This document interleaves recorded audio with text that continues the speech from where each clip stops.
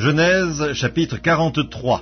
La famine s'appesantissait sur le pays. Quand ils eurent fini de manger le blé qu'ils avaient apporté d'Égypte, Jacob dit à ses fils, « Retournez, achetez-nous un peu de vivres. » Judas lui répondit, « Cet homme nous a fait cette déclaration formelle, vous ne verrez pas ma face, à moins que votre frère ne soit avec vous. Si donc tu veux envoyer notre frère avec nous, nous descendrons et nous t'achèterons des vivres, mais si tu ne veux pas l'envoyer, nous ne descendrons point, car cet homme nous a dit, vous ne verrez pas ma face, à moins que votre frère ne soit avec vous. » Israël dit alors, « Pourquoi avez-vous mal agi à mon égard en disant à cet homme que vous aviez encore un frère ?» Ils répondirent, « Cet homme nous a interrogés sur nous et sur notre famille en disant, « Votre père vit-il encore? Avez-vous un frère ?» Et nous avons répondu à ces questions. Pouvions-nous savoir qu'il dirait, « Faites descendre votre frère ?» Judas dit à Israël, son père, « Laisse venir l'enfant avec moi, afin que nous nous levions et que nous partions, et nous vivrons et nous ne mourrons pas, nous, toi et nos enfants. » Je réponds de lui, « Tu le redemanderas de ma main. Si je ne le ramène pas auprès de toi, et si je ne le remets pas devant ta face, je serai pour toujours coupable envers toi. Car si nous n'eussions pas tardé, nous serions maintenant 2 fois de retour. » Israël, leur père, leur dit, « Puisqu'il le faut, faites ceci. Prenez dans vos sacs des meilleures productions du pays pour en porter un présent à cet homme, un peu de baume et un peu de miel, des aromates, de la myrrhe, des pistaches et des amandes. Prenez avec vous de l'argent au double et remportez l'argent qu'on avait mis à l'entrée de vos sacs. Peut-être était-ce une erreur. Prenez votre frère et levez-vous, retournez vers cet homme. Que le Dieu Tout-Puissant vous fasse trouver grâce devant cet homme et qu'il laisse revenir avec vous votre autre frère et Benjamin. Et moi, si je dois être privé de mes enfants, que j'en sois privé. » Ils prirent alors le présent. Ils prirent avec eux de l'argent au double ainsi que Benjamin. Ils se levèrent, descendirent en Égypte et se présentèrent devant Joseph. Dès que Joseph vit avec Benjamin, il dit à son intendant, « Fais entrer ces gens dans la maison, tu et apprête, car ces gens mangeront avec moi à midi. » Cet homme fit ce que Joseph avait ordonné, et il conduisit ces gens dans la maison de Joseph. Ils eurent peur lorsqu'ils furent conduits à la maison de Joseph, et ils dirent, « C'est à cause de l'argent remis l'autre jour dans nos sacs qu'on nous emmène, c'est pour se jeter sur nous, se précipiter sur nous, c'est pour nous prendre comme esclaves et s'emparer de nos ânes. » Ils s'approchèrent de l'intendant de la maison de Joseph et lui adressèrent la parole à l'entrée de la maison. Ils dirent, « Pardon, mon Seigneur, nous sommes déjà descendus une fois pour acheter des vivres, puis quand nous arrivâmes au lieu où nous devions passer la nuit, nous avons ouvert nos sacs, et voici l'argent de chacun était à l'entrée de son sac.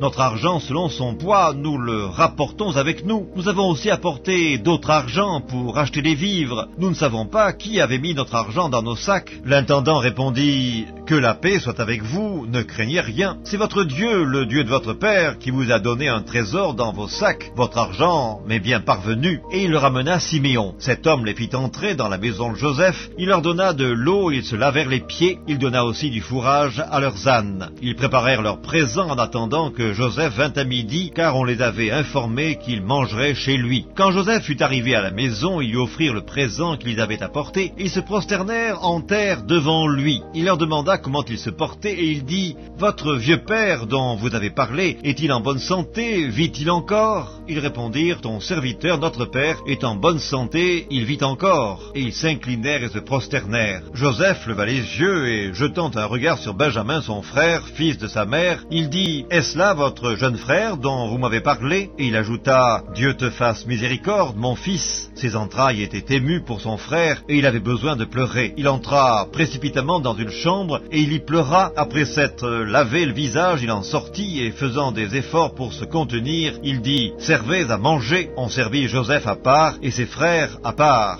Les Égyptiens qui mangeaient avec lui furent aussi servis à part, car les Égyptiens ne pouvaient pas manger avec les Hébreux parce que c'est à leurs yeux une abomination. Les frères de Joseph s'assirent en sa présence, le premier-né selon son droit d'aînesse et le plus jeune selon son âge, et ils se regardaient les uns les autres avec étonnement. Joseph leur fit porter des mets qui étaient devant lui, et Benjamin en eut 5 fois plus que les autres. Ils burent et s'égayèrent avec lui.